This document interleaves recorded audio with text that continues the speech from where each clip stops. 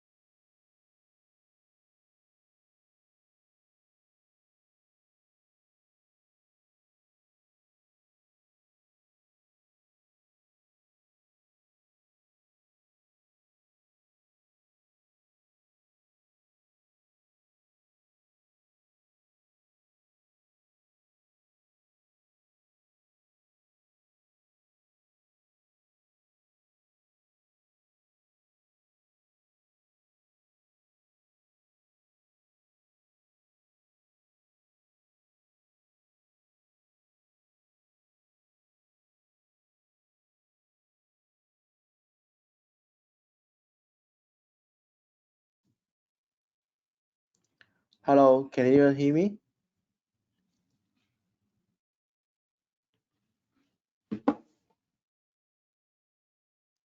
Uh, Technically, I can see myself speaking.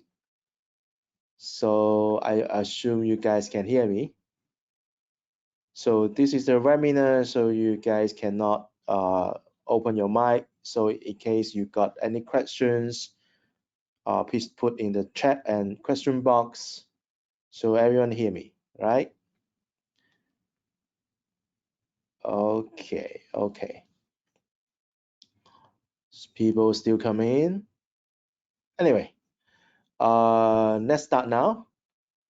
Sorry for the late start because I met some technical problems. So I just fixed it. Okay, today's topic is the cybersecurity landscape, reviewing 2023 and be prepared for 2024. So agenda is very simple. Talk about the past, forecast the future, and talk about what we can prepare. In case you guys got question, please do type in the question or chat box. I will try to answer you guys right away.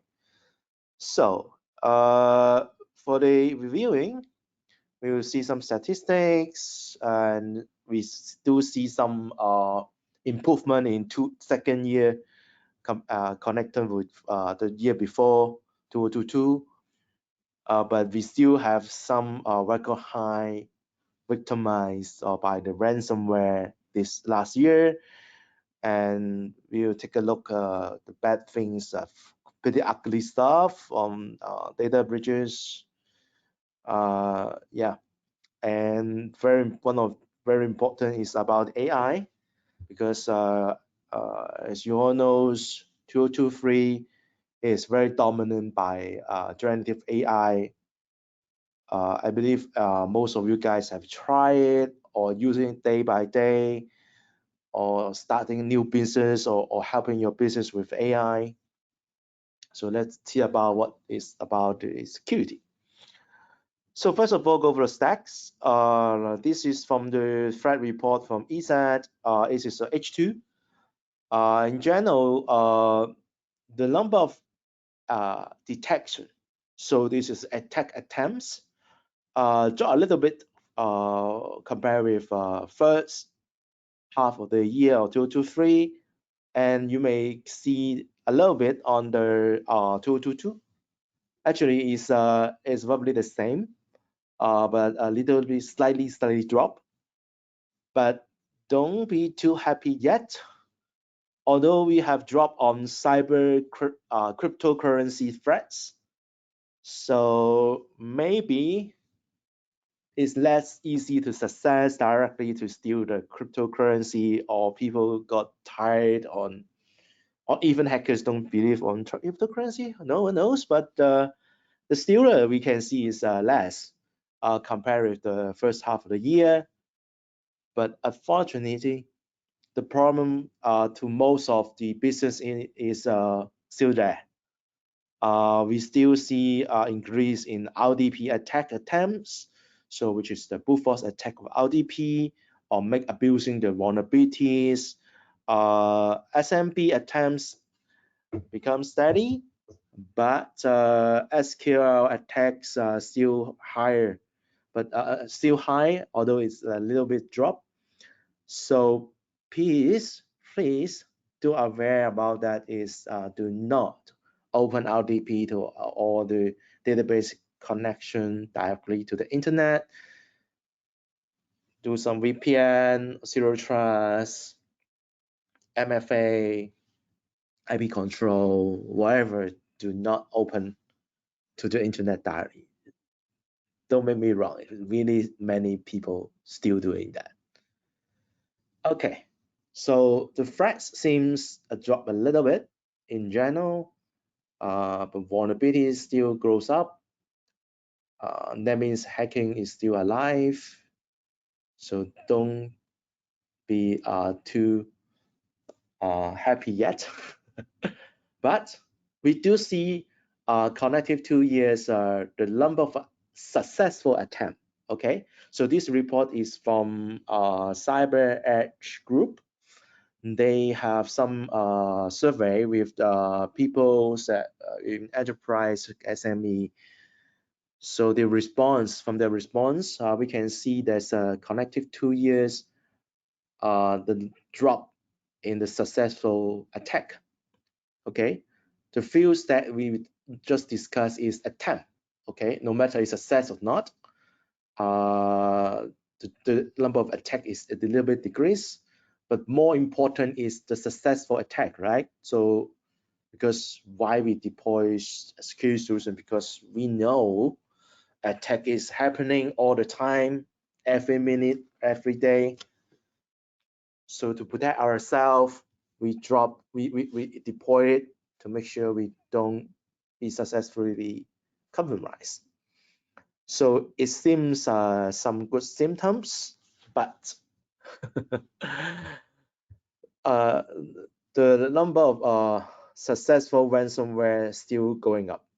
So you can see from 2018, 55% goes to 72.7. So 7 out of 10 organizations in that survey are being accessed by attacked by ransomware, and many of them is not just once. Okay, so it means maybe they got ransom in very short time, got ransom more than once in very short time. So ransomware is still a very big headache, and very important on the hand is the consequence, right? And also, we're still facing lots of data breaches. There's some from Hong Kong, from US, UK, India, and others in other countries. Yeah, but this is the top 10 we find in 2023. But also we still quite a lot attempt success on Singapore also. So so data breach is also is a very big concern about in cybersecurity. And we don't see any improvement at all. And also, generative AI is really. I missed the title. Anyway, so this screen is what is this? This is a AI generated ransom a phishing attempt. Okay, this is just a simulation actually, but as you can see, it is very how to say attractive for you to click it. It really looks real, and it won't like before because maybe the hackers is not very good English, from maybe from Russia, maybe from China, or from other countries. They may spell words incorrectly. Maybe they have very weird tone. But now we have generative AI, so we can generate letters like acting as your CEO or CFO, telling you, okay, we got a new, just like this one, this is a very important license. You have to do this and click the link, do a trial or upgrade. So people really click the link if they don't see the email very detailed.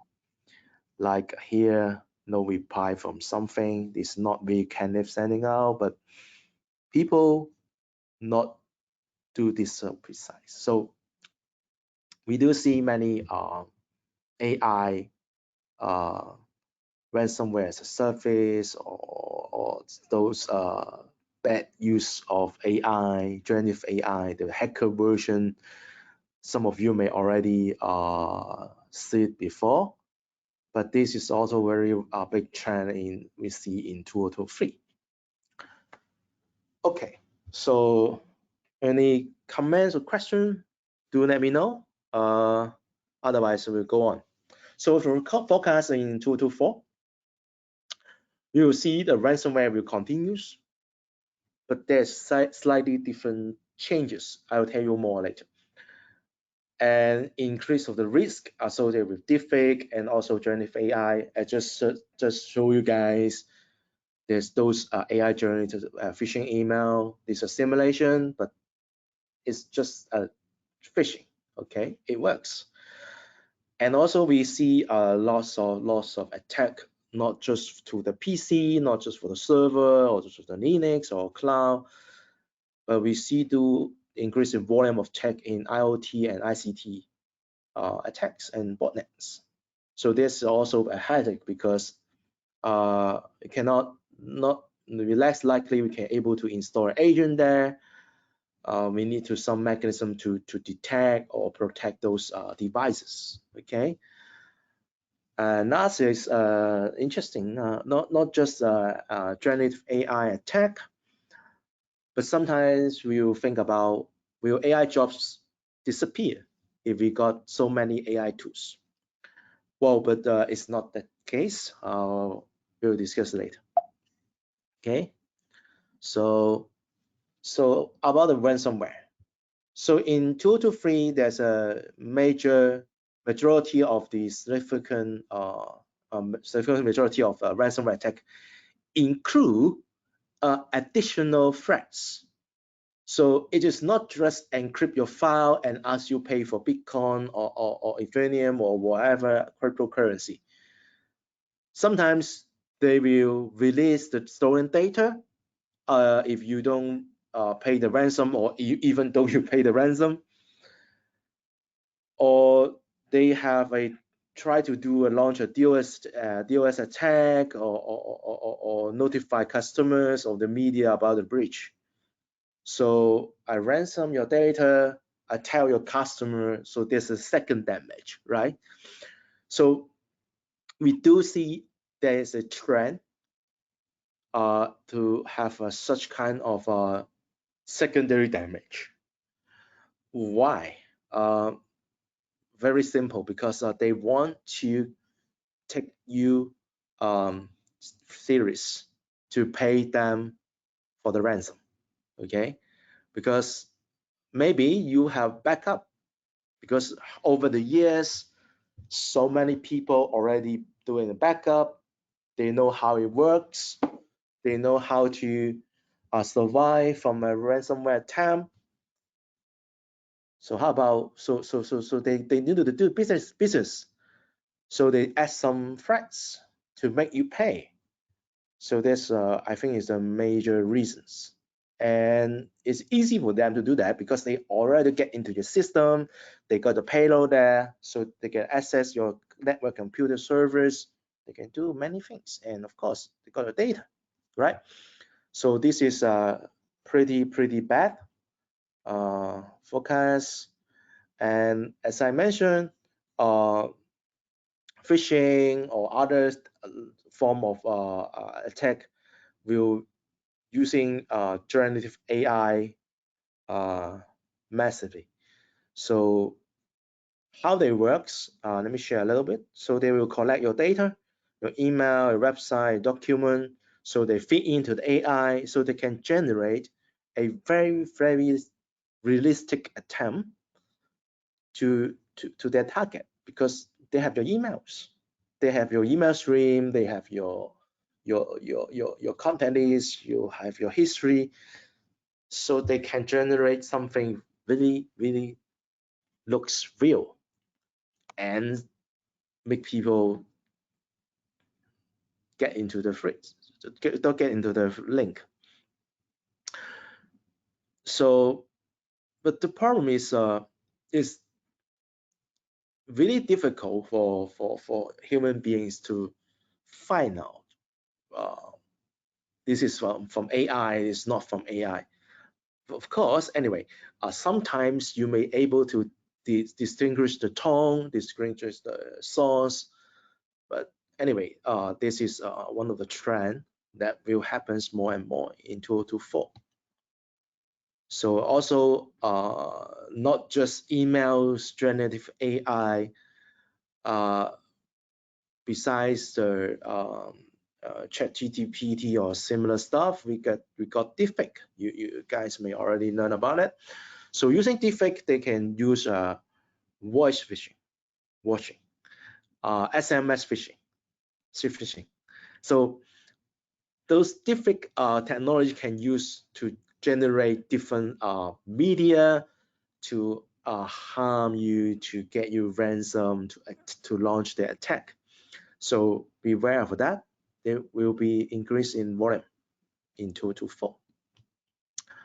And also, there's a we do see lots of attack botnet that create and control for the IoT device. So there's a very famous botnet, Mira. I don't know if I say correctly, but anyway, so this is a it attacks control those IP cams, DVRs to form a botnet to launch DOS attack. So that's a really bad, and we do see there's a trend to have more and more similar attack, and people love to use IoT because just buy a stuff, turn it on, connect to Wi-Fi, and then it can be used very convenient, right? but there's also got a very many loopholes, because we really hard to do patch management, security monitoring, and protect for those devices. I don't know if you guys remember that the PayPal fans launched a huge attack on the printers to print out to ask people to subscribe to PewDiePie. But anyway, so similar attacks we will see there's increase in volume. Last, talk about the AI stuff. So the left hand side, we got threats like deepfakes, AI-powered spyware, AI-powered attacks, data poisoning, this and that. Many different ways to use AI to do an attack. On the other hand, actually for it happens already on 2023. There's many vendors already integrate AI to their products to do fraud detection, anomaly detection, phishing detection, log analysis, and DOS attack mitigation, botnet detection, zero-day protection, threat hunting, many aspects on security. We using AI. So the problem is, can we remove or delete those IT jobs with the AI tools? The answer is no, because the attacker also using AI. At the end of the day, we still need AI, IT people, intelligence IT people to use those IT tools to fight against the AI-powered attacks. So that's the context for the AI world currently. Okay. So any questions so far? Maybe. Okay. Okay, I have some question for you guys, but anyway, let me finish the prepare first. So if you don't ask me, I ask you the Q&A section. Okay. So to be prepared, it seems nothing changed on ransomware, just going up. But the headache is the AI. So as I mentioned, if the hacker uses AI, we as a defender, we use AI to balance. And actually, as I show you guys, there's a drop in successful attempt. We should count for the success of using intelligent tools to power us to fight against threats. So what we should do, first of all, zero trust network architecture is still very important. Some of the customer already adopted, but we do see there's still many gap we should to fill. We should adopt more technology to protect our network and in important servers. And second point is deploy AI-powered cybersecurity solutions. Maybe very simple IOMM with AI. It do helps a lot. So third point is use AI IT automation to bridge the gap of talent shortage, because at the end of the day, we still have IT talent shortage no matter on the security analysis or general support, servers, hardware, network. We still face a lot of problem on the talent shortage. So as long as we cannot get enough people, we maximize the productivity of the people, not making working 24 hours, but making can do deliver more with the same effort or time. The last is continuous monitoring is still very important. Okay, so let's go through a few tools and suggestions from me. So what you can do. So the first of all is advanced threat protection. So people should adopt a solution that have AI or intelligence to protect endpoints. So facing the trend of work from home and still lots of BYOD and there's no return. So we cannot just deploy a simple antivirus there. So we should think about threat protection in a more advanced way. So for example, the EZ endpoint protection with AI-powered endpoints, and also the EZ Cloud Sandbox with the advanced grid, which is a cloud sandbox to help you guys to detect unknown malware. So I pinpoint a very important things. First of all, try to cover as much as platforms you can. Don't forget about Android, don't forget about Linux, don't forget about Macintosh, Mac OS, sorry. Now we don't call Macintosh anymore. Windows. So, and also for the cloud like Azure or AWS Linux server. So those platform should be deployed. And as you can see, for EZ, we have quite a few intelligent modules there. So we got advanced machine learning in your endpoint. So this is the endpoint engine. So we already include a machine learning, that means AI module in your endpoint. And then they can help you to fight against like brute force attack, ransomware, and also I talked about the in product sandbox a little bit later. And also we got an exploit blocker, which is a intelligent modules to focus on fight against zero-day attack for vulnerabilities, the exploits. So when we find an exploit, we will stop it. And we got a deep behavior inspection. So we not just by signature, we detect by behavior. Of course, we interact with the AI machine learning engine to find out new modern unknown threats very quickly.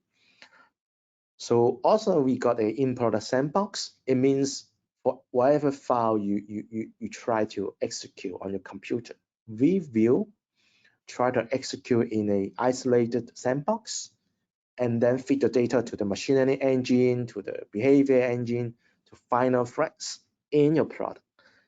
But this is a in-product sandbox, so it won't let the executable access the internet during the pre-execution process. Okay, of course, if the program is released, it can execute. We will continue monitoring the behavior, find the threats, but it's not the best case. The best case is we include to do the cloud sandbox. I'll tell you later. So anyway, so EZ endpoint is intelligent, uh, detect by behavior, able to fight against zero day. So don't forget to upgrade to the most updated versions. We have more intelligent vector detection for you guys. The latest version is 11. Okay. So if we got the in-product sandbox offline, why don't we got it online?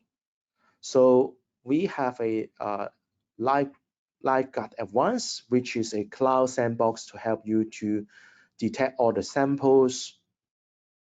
After that, if we've designed this file should be running on the cloud to a further investigation.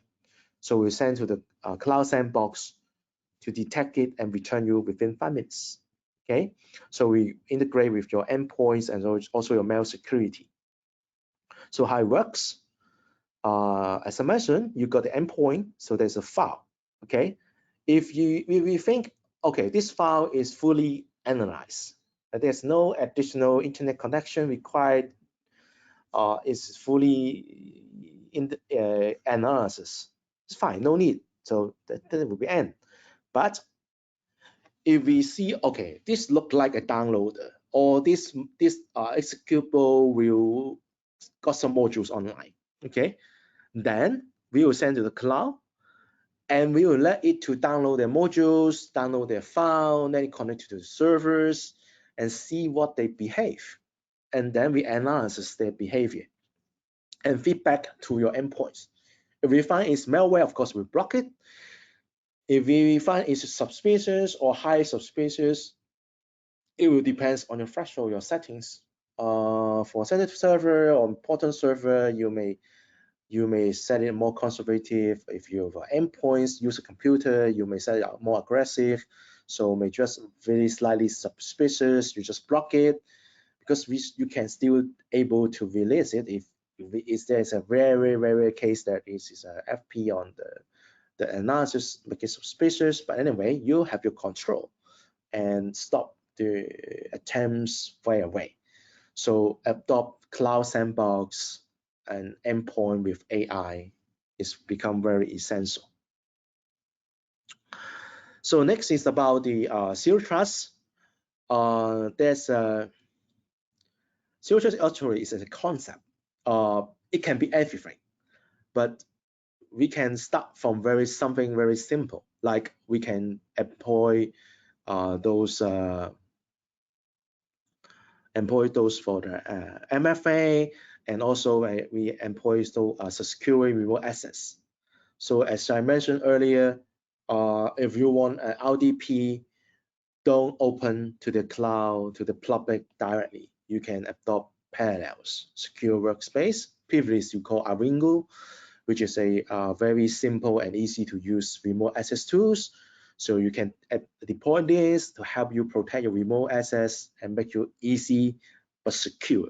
Okay, and MFA is also very important if you got like the desktop or servers or some web portal or Outlook Web Access. Deploy ESET secure authentication, which is an MFA solution. And also ESET inspect the ADR. ESET called extend detection and response, but usually we call endpoint detection and response. It's also a very handy tool, but a little bit advanced if you think about it. It fit to the advanced threat protection, also fit into the zero trust concept, because we even don't trust the endpoint itself. Okay, we think there should be some very little stuff that cannot be detected by endpoints, but that usually be hackers. Okay, we need to find it out. So then you can deploy inspect, which is a extended detection. Okay, so I'll talk to you about it more. So for the parallel secure workspace, previously called Aringo.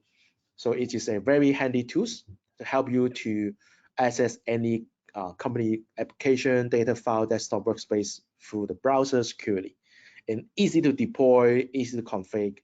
So how it works.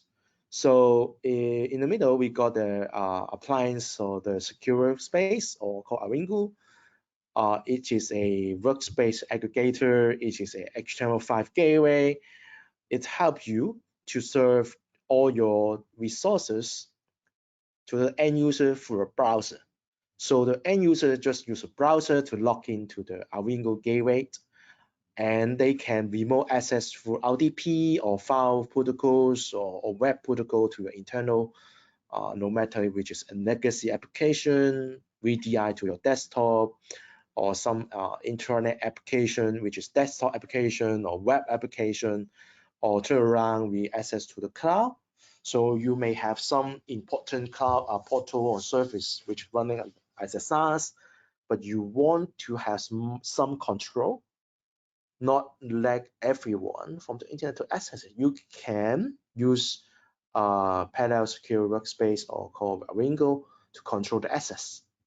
So, and also we support single sign-on, we support over or the SAML to the Azure or Google. So this is very handy platform. So it helps you to serve a workstation application. Need not to be the full desktop. You can just serve a accounting software or the Excel files, wherever, through Aringo. And because for the client side, it is HTML5 workspace, there's no file left over on the client side. So it's no problem if you access from a computer with the AV, whatever, or this is public area public share computers, or the some home computers share with kids. They may have some strange malware installed because of the different kind of strange software there. So because there's not always we have protection or control of client computers, right? So using HTML5 workspace can help a lot. And also all the assets, we have audit logs, we can record it, and we also support collaborations, so you can share files, you can share sections. So if administrator A connect to the server A, administrator B can see the same section and discuss how to configure the server or what is the problem with these settings, or share about the artworks. This one should be have one more point bigger, whatever. So it's very widely used, no matter for end users, administrators, or third parties. So this is very handy and easy to use solutions, and make sure you don't open remote access vilely to the internet. So this is very handy remote access tools as a part of the zero trust solution. And also, if you everything we should MFA or 2FA at least. Don't trust the computers, don't trust the people. This is the essence of the zero trust architecture, right? So for ESET secure authentication, it is a purely software-based solutions, but also works with hardware keys. We don't need a dedicated server, so you can have a relatively less total cost of ownership. And we support API and SDK, so even your own proprietary software, you can integrate with our ESA. And we support SAML to connect to your authentication system. We support web management and easy to install. We have already developed plugin for most of the Microsoft platform. So just install, integrate, and use it. And also we support push notification to your iPhone, to your watch. So very handy and easy use MFA solution. So what is the use case? We can help you to enable MFA to your physical login on computers, virtual servers, or remote desktop. And also, of course, for the VPN login, and also the webmail CRM system and other third-party storage such as Dropbox. So we can integrate to Dropbox to provide MFA with ESET. So it is very handy to protect your files to computers using very cost-effective because we start from 5 users.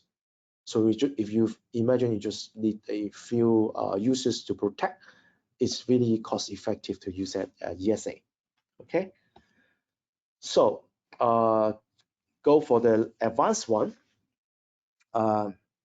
So as I mentioned, we may even don't believe that, okay, you got an endpoint, you got an MFA, maybe it's still hackers there. So we use the ESET Inspect, the EDR solution from ESET, to collect all real-time events. And then we provide extended filter and sorting, so help you to find out something we detect, and you can find out, okay, for example, we find out there's a strange VBS script running of your one of your computers. You can use these tools filter and sort out which computer first find, which one firstly execute this file, and where it comes from. So, and also we widely use our reputation system. So how you can tell a file is strange? Besides you open the file, besides you already see the file, or you study the digital signature. We provide a reputation on all the files. First of all, is this file common in our ESET family? Okay, we have millions billions of deployment. We have a database, how many users using this software. And as we mentioned, with the cloud sandbox, we got the threat intelligence. So each file, actually, we have a analysis already. So we can tell you it is dangerous, is this file suspicious? Okay, so is it popular? Is this suspicious? So you can see it through our reputation system right away. No need to do further analysis. Just on the screen, like here, both are green, likely to be good. And also we support customized rules. So for example, if you very care about PowerShell, you want to be alert for each PowerShell being executed on the server farm, and also, for example, a few important user groups. You can do these filters. Okay, and also, of course, we provide auto and manual block and remediation, like isolate the computers, block the executable, remove the file, quarantine the file. We support it, and the system itself is designed for hunting. It's very convenient for people to find the source of tech, the stream of executable, the process tree. We provide lots of tools to help you to do the threat hunt. So for example, if you deploy, you can see, okay, admin logs in an RDP, and in PSEXE download a file, use natural movement, want a PowerShell, do a DLL, whatever, this and that. So with ESET inspect, you will expect you can see such kind of process tree. So not just a AV detection that you can see a ransomware block and detect. You can still see where the ransomware is come from. Okay, so the root is from the RDP login file. Using admin.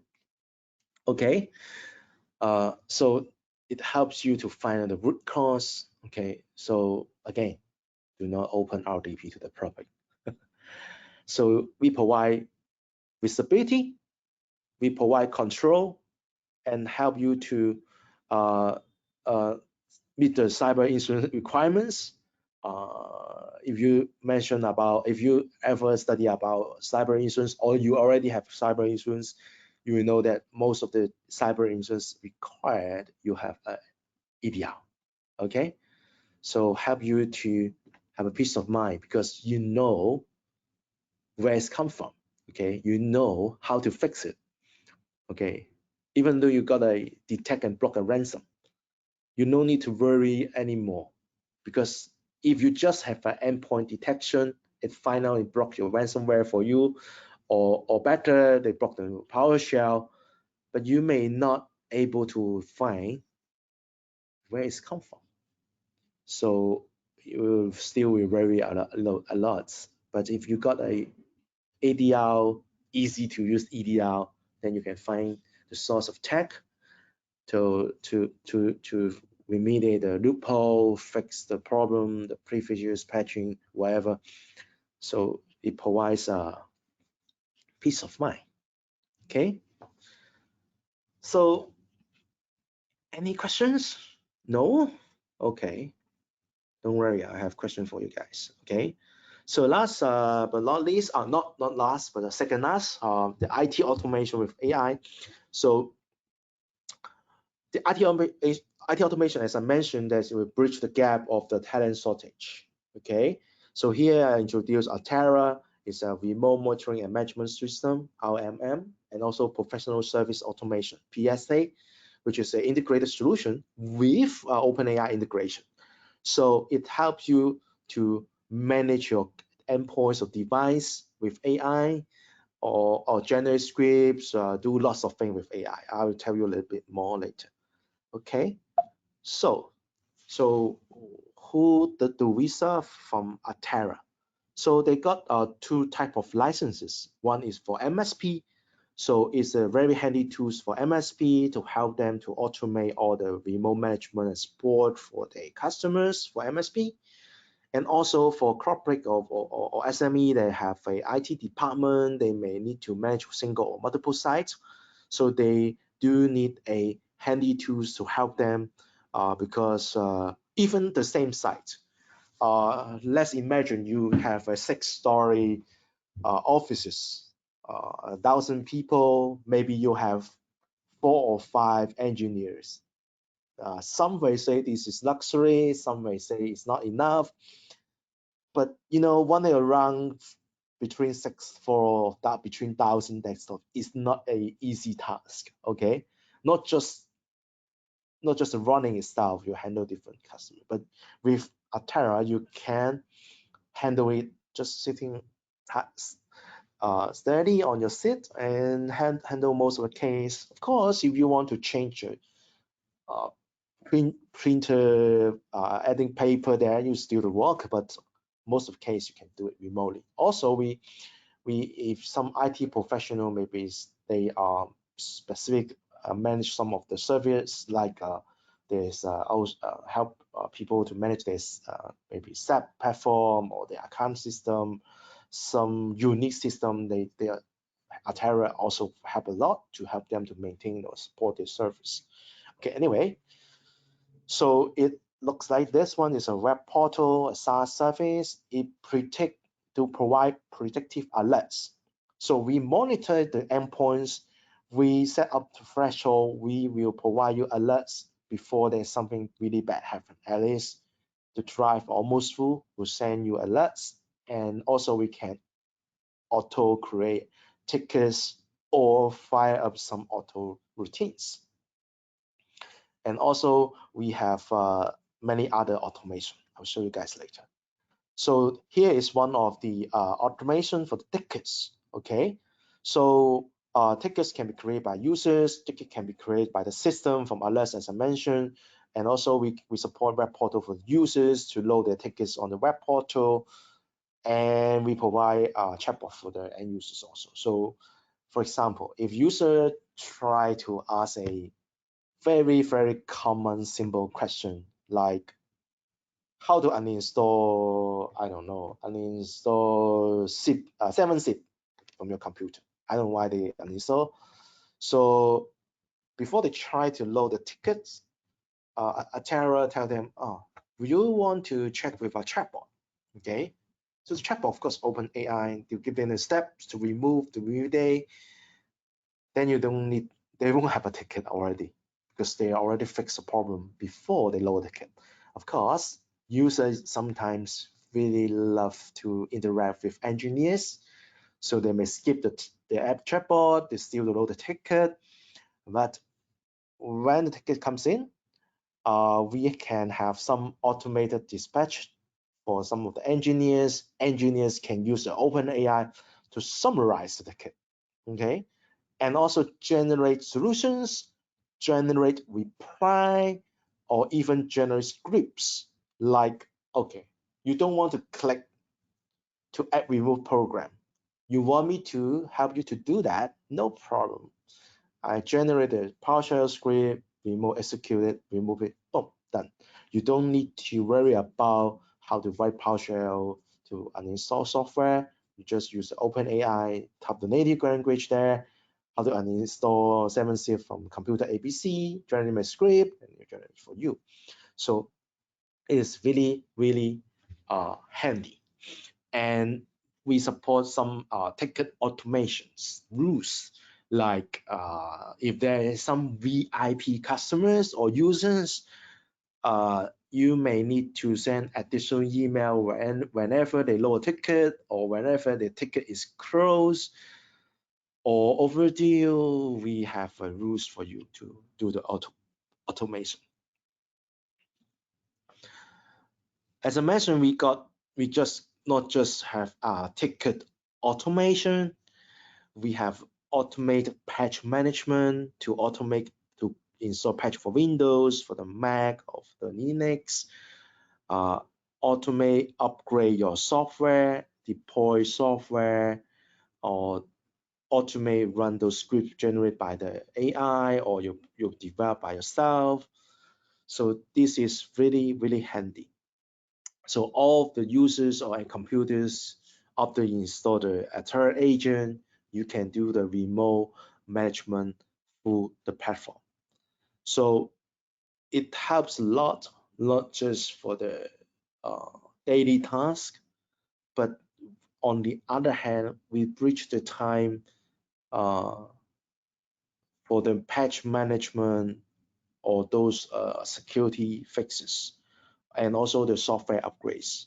Because sometimes it's fine, you just run the Windows update, but at the end of the day, most of the attack maybe come from the email, maybe come from the web pages that if your browser is not up to date, you still got infected, you still got ransom. So automate upgrades, you may put different user groups like pilot groups update in the first week and the static group or stable standard group to the second week, and the critical group you put in the critical infrastructure you want to conservative, then you put the third week or fourth week. Then you have a very streamlined automate deployment of software and patch management. Need not to do the tests one by one. Okay, is DevOps way to do patch management. Okay, so okay, sorry, I forgot one very important point for Atera. So for Atera, it is licensed by engineers. Okay, it's not licensed by endpoints.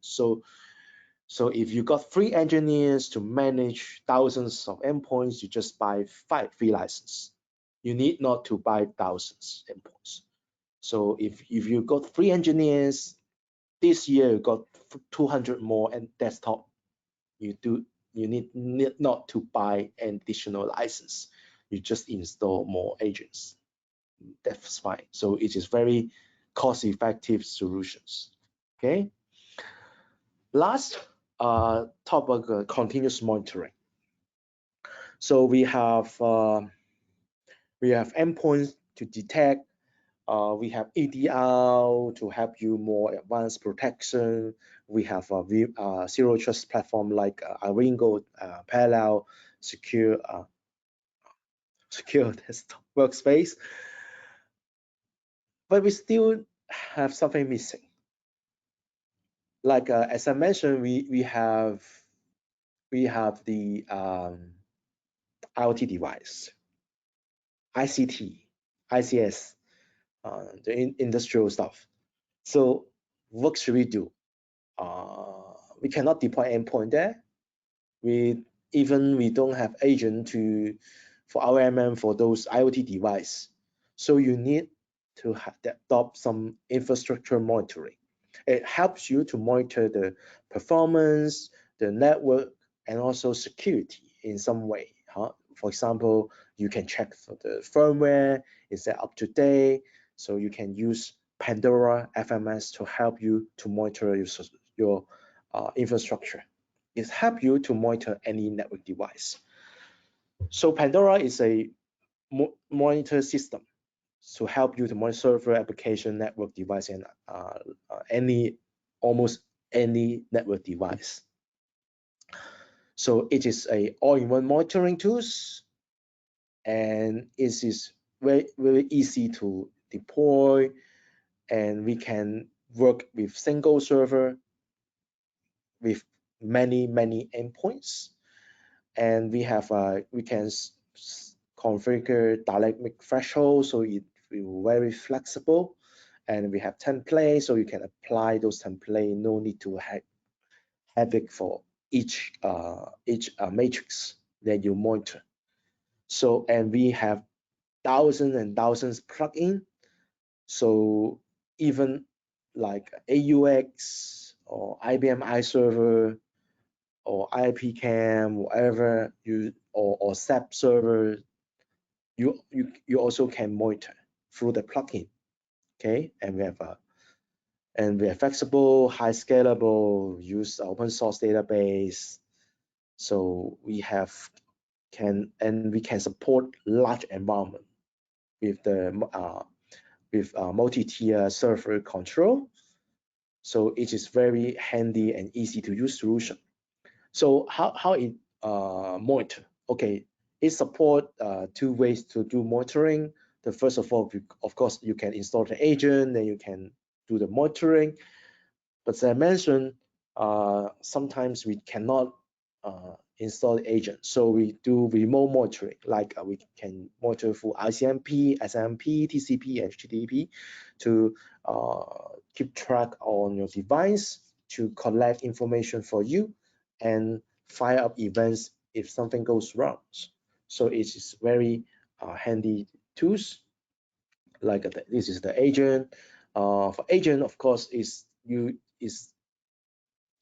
you can install software agent, it's really good because not just do those matrix collection, it helps you to execute commands, you run scripts, like to help you back up something from your server or do the firmware upgrade. Also, you can do it through the Pandora FMS platform. But anyway, people say, it's too much agent already. I don't want to install anymore. No problem. You just go through SMMP solution. It's fine. It still works very fine. At least you got CPU, you got the firmware, you got the versions, you got lots of stuff for SMMP. But anyway, it's just flexible. You can adopt both way or either way you want. So for those IoT devices or ICT devices, most of them are support SMMP. So turn it on, feed it to the Pandora, then you can see and monitor them. So is it online? Is it busy? Is it abnormal? Is it having problems? You can see right away with Pandora. Okay. So to conclude, uh, although we see a little bit improvement on 2023, there's a less successful attempt, but we also see there's a new threats from AI, new threats from form of that tech for ransomware, and so we do recommend you guys revisit for the endpoints, upgrade to more sophisticated versions to have more better protection. Think about EDR solutions. If you got remote access requirement, apply a secure remote access. Don't open that to the public anymore. And also, if you got start to have more and more IoT devices, adopt and monitoring tools. And last, if you need to support lots of customer or end users, Terra is really handy tools to help you to not just to handle the tickets, but also to minimize the mean time to repair, mean time to patch time. So you need not to wait few months or few weeks after you can patch the software, because there's a really a big gap for those high severity or middle severity attacks that open the door. Public hackers love to attack those known vulnerabilities because people patch too slow. So adopt some automations, help you to fix the problem, to bridge the gap between the patch release and to fix it. So um, so this all the content of today. If you got any inquiry, please contact our sales representative. You can call us, you can send us email or ask question here. So that's all of today's content. If you got any comments or questions, please feel free to contact us.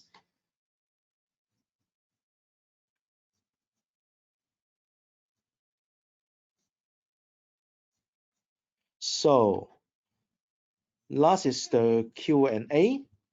As I mentioned, if you guys don't ask me question, I ask you guys question. Hope some of you will answer me. You may type in the chat or a question. So any one of you or your customer is going to deploy ADR solutions.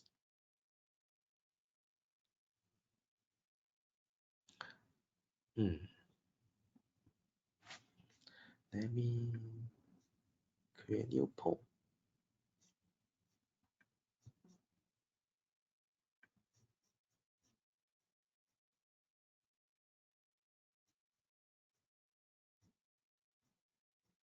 Let me create a new poll for you guys. Sorry, where to set it? Anyway, okay.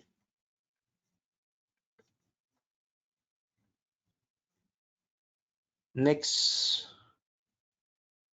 question. Any of you or your customer being one or more time ransom, successful ransom in 2023?